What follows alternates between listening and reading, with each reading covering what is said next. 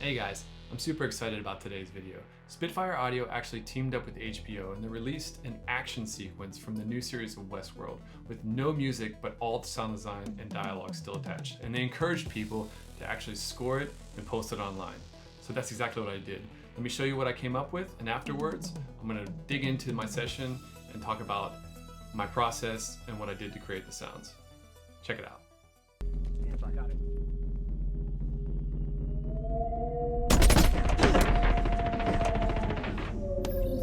Verified. Enable semi-automatic control. Disable safety features. Maximum speed. Go.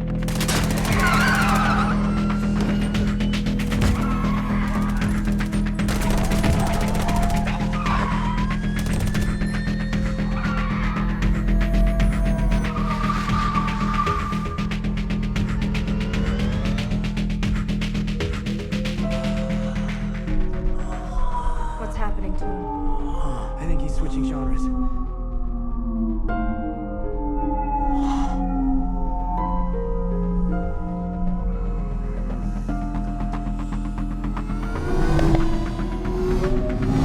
We need distance.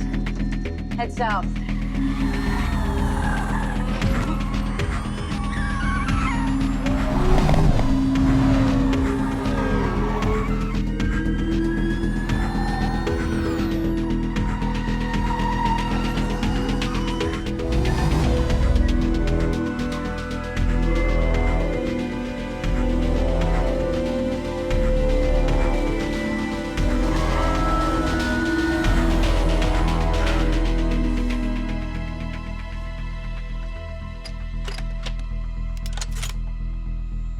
Is that a standard issue?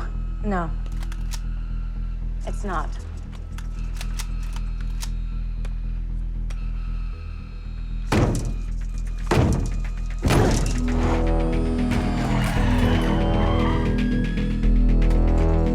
Point and shoot.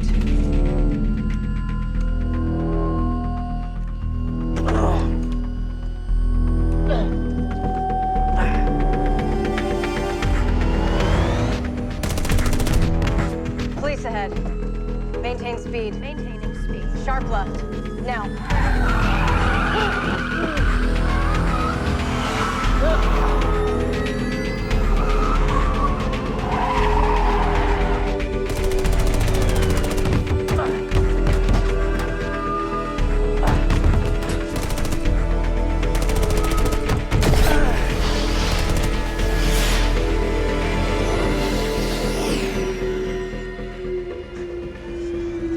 I missed! Hold on.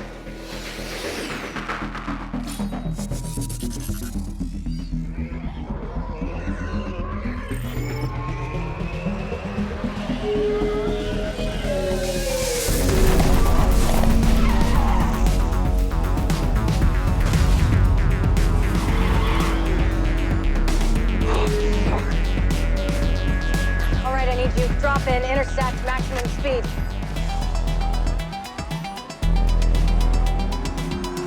Arm charges now.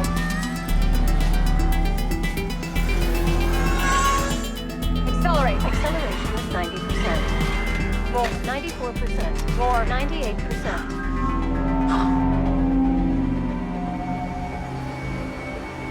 Stop.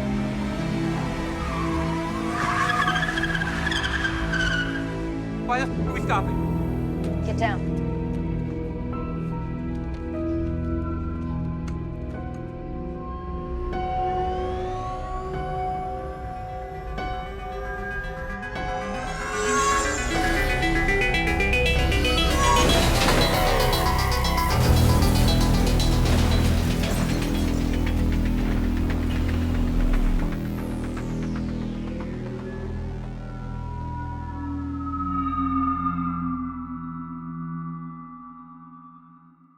All right, so I hope you guys enjoyed that.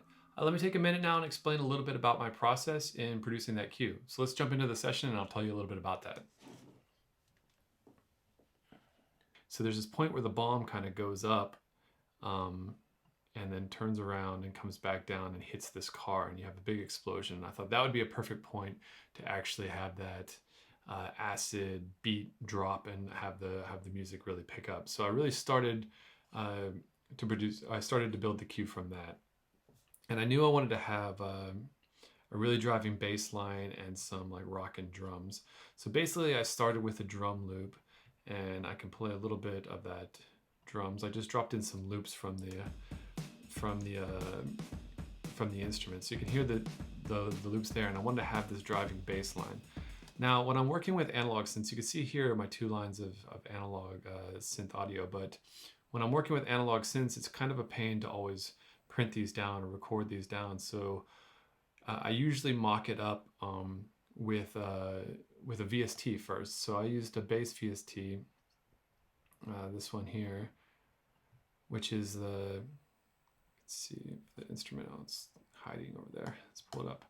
So this is the retro log, which is just kind of an emulation of an old subtractive synth. And I'll mock up the patch on this first so I can get the MIDI notes right. So let me play a little bit of that for you with just the bass. So this is the bass, sorry, the bass VST. This is the bass with the percussion. So I mocked this up to where I got the bass sounding the way I liked it with the drums, and kind of had that acid feel. And after that, I would go back in and record down the analog bass. So here's a bit of what the analog bass sounds like.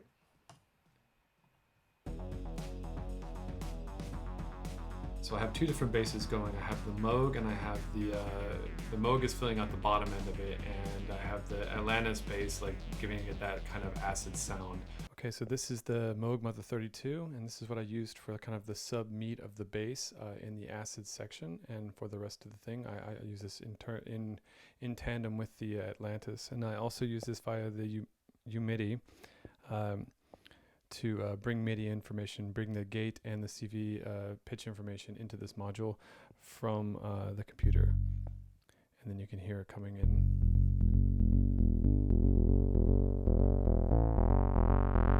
Swept that cutoff knob.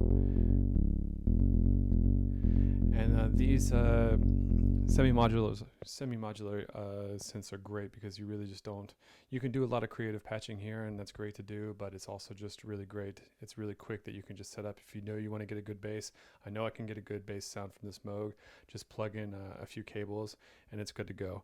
This is a great module for that. All right, this is the Atlantis, and this one is actually made by IntelliGel and modeled after the SH-101, which is one of those classic synths used for the acid bass lines in the late 90s or early and late 90s, so I really wanted to use this to get that bass sound. I had the similar treatment, just coming off of the MIDI that I had in the computer from the VST that I tested, and this is also kind of a semi-modular, so you really only need to plug in the gate, the pitch, and then the rest is kind of internally wired.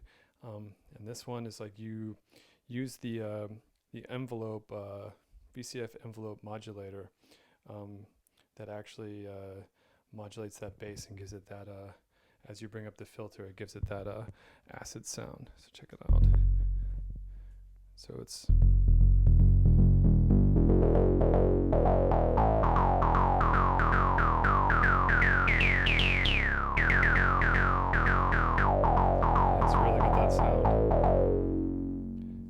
But mixing those together really gives, the Moog gives it that low sound, and then the Atlantis can really give it that boingy, like that. And that really has that traditional acid. It's an emulation of the SH-101 from Roland, so, and you can hear with the bottom line of the, and this there's the Moog on its own, and just filling out that sub end, and together they make that, and that's what everything sounds like together. And I really thought that like gave it this cool like acid matrix style sound I was looking for. So then we moved to this part with this this kind of robotic motorcycle here, and this really reminded me a bit of Tron, which gave me the idea to do that arpeggiated pattern.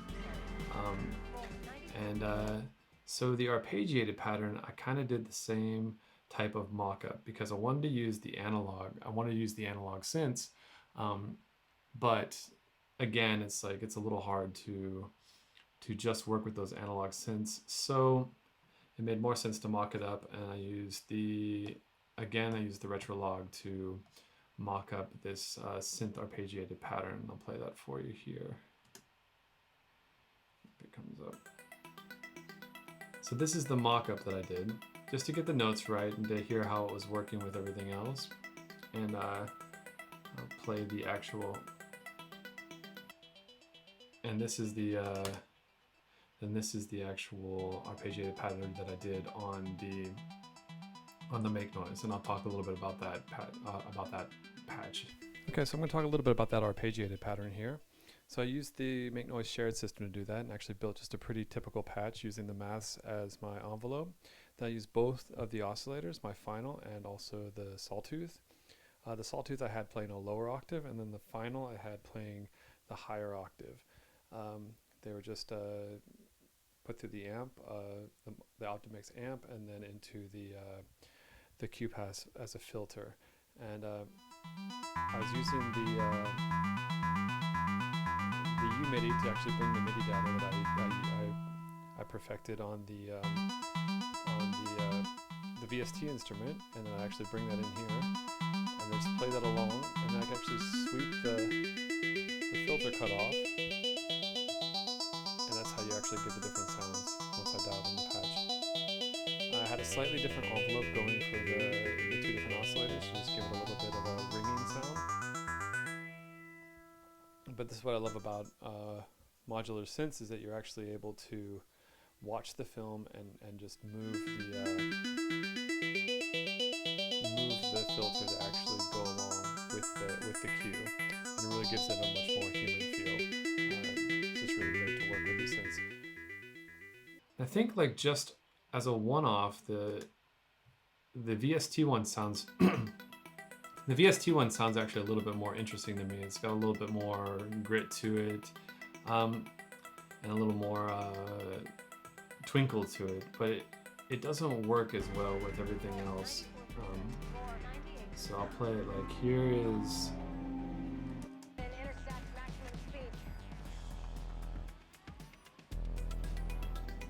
Now, I just felt like this one's a little bit too much. It's just like cutting over the dialogue and just taking a little bit too much of the scene away. And I thought I could actually dial in the analog one to just sound a bit more. That's the other one. It just kind of sits a little bit better in the mix, and I was able to dial it in and actually blend it a little bit better. And I was actually able to work with the knobs and everything to morph the synth a little bit as well as the piece went on. So that was that arpeggiated pattern that I kind of had coming in as this. There's a little bit of the theme of this this motorcycle here. It's a little theme that was coming. So anyway, so then I had that drop for the. So here, let me play the acid, the whole drop for you here.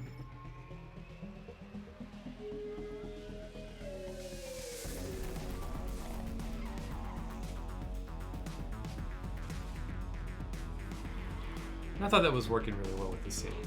But anyway, so now that I had this this drop already produced out and all written out, then I just needed to get there. So I had to compose the rest of this stuff to kind of get us to this drop area, which was cool that I actually had now that I had a target, I had something to shoot for, so I just had to build up to that point. So something that was really holding this whole drop together, I don't know if you noticed, but it's the DFAM, the drummer from Another Mother, the Moog, and it's playing something like this. It doesn't sound like super interesting on its own, but it really is a great module to just glue things together. It's a great synth that just like helps to glue stuff together. And you can hear it here coming in on this part. It's just that glue that just holds it all together. And so when I wanted to lay this down, I actually just laid down the entire cue. So what's great about modular analog synths is that you can actually just set a cue and just experiment and play along. So what I would do is I would just like set the clock running, and then I would just play this the whole way through. So let's talk a little bit about the DFAM. Now, like I said, this is a synth that's really great for just gluing everything together. So what I did with this is I actually clocked it from the UMIDI, just hit it on the 16th notes, and had a kind of varying pattern going in the sequencer here. And then as the piece was going, I just swept through the envelope and the cutoff, and just played these knobs as I was watching the piece to kind of bring in the intensity, and then to let it out. And it sounds like a little simple now, but when you put it in, when you mix it in with everything, this thing sounds really good. So let's go back to the beginning, and you can hear that I have it coming. I don't have it coming right at the beginning, but a little bit later. So as this piece was going, I just like, you can see this is just one long track that I just like watched this and kind of just like tuned the knobs and tuned the different parameters to really just follow this, the action. And you hear what's going on here.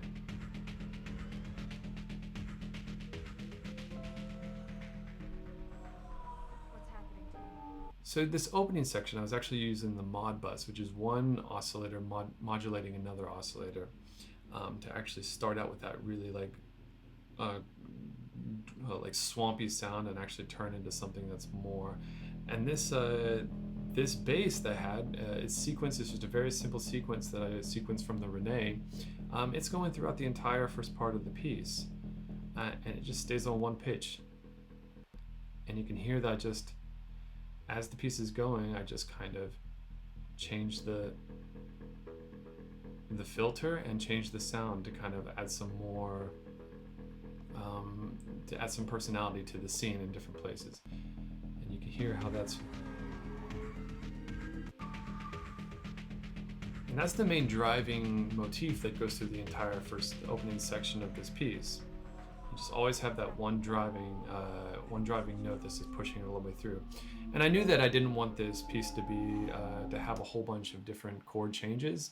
I'm honestly not really great at working at like really fancy chord changes. I prefer to like to convey the emotion with the actual sound and texture. So I was really going to only have one main chord change, or one main change when the acid beat drops in, and everything else is just going to stay on that one. I think it was an E. So this synth just drives the whole way through, and to add some variety, I actually used the telharmonic, which is one of my favorite modules to use to add different kinds of like swirly, creepy sounds. And I just ran the telharmonic through the reverb, and then played that also, just like I did the other two. I played it all the way through the piece, and just like recorded these really eerie, kind of ethereal, theremin type tones. Because with the telharmonic, you have a tone knob that's not actually pinned to any pitch. It's just like, it's very much like a theremin. So you can just listen to the notes and play this tone knob along, and it really gives, you can come in and out of the tonic, and then you can bring it into all different realms and really have that spicy, like atonal feel, but then also like bring it back into to whatever chord you're on, and it's just really adds a lot to the piece. And I'll play it along. So to get that kind of eerie, drone, ethereal kind of sound that I had going throughout, I used the telharmonic, and I used both the outputs, the phase and the harmonic, going into the Q pass and then running into the reverb. And I took the tone knob, and as the piece was going, I just kind of moved the tone knob around,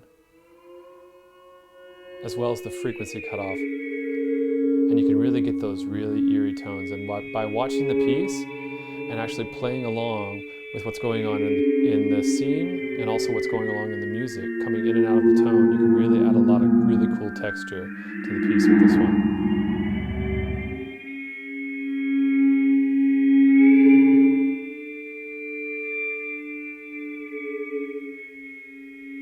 Super cool.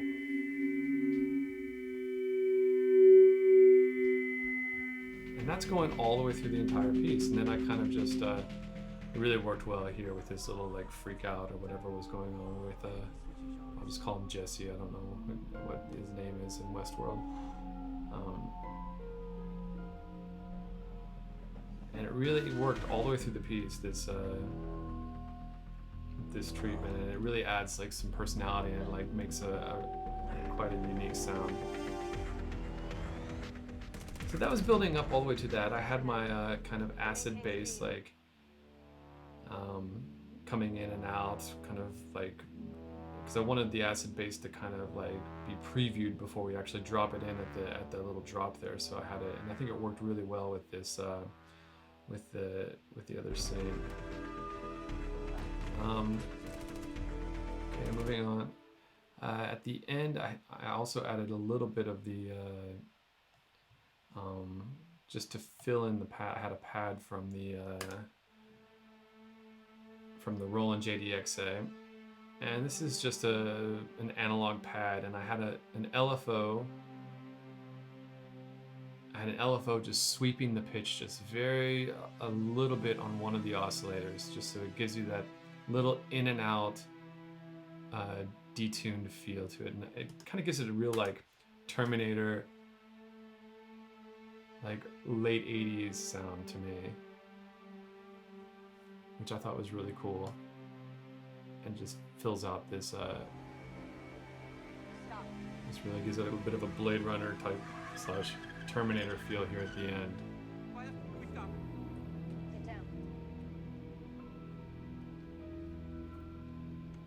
And for that, the beat that kind of drives it in the opening section here, it's a beat that's created with the machine here.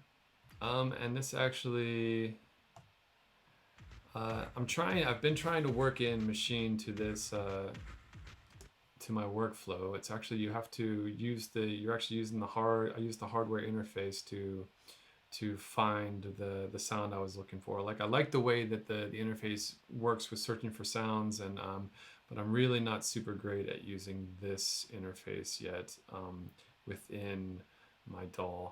I'm getting there, and it's got some features, and I think I could get better at it. There's been several times where I've just like deleted everything I've done and haven't been able to get it back, and I'm just really not that great at working on this yet. Jury's out on that one still, but I was able to get a pretty cool sound using delay and a sample-based instrument. The drum beat here, I used for the acid bit, I used the Drum Lab, and I just used some loops that were in there. Usually on if I take more time on a cue, or if I'm doing like a job, then I'll start out with a loop, and then I'll go back in and modify it myself to make it a bit more organic. But this was just it was an acid beat, and it sounded pretty good just with the loops, so I just mixed it up and put a couple loops in there for the drums. For the strings, I just used the essential strings from the Native Instruments essential strings for the brass, the low brass, or the tubas, the strings, and the brass. I like those because they're just super simple and they sound pretty good. And I'll play a little bit of the strings just so you can hear what they sounded like at the end. Here.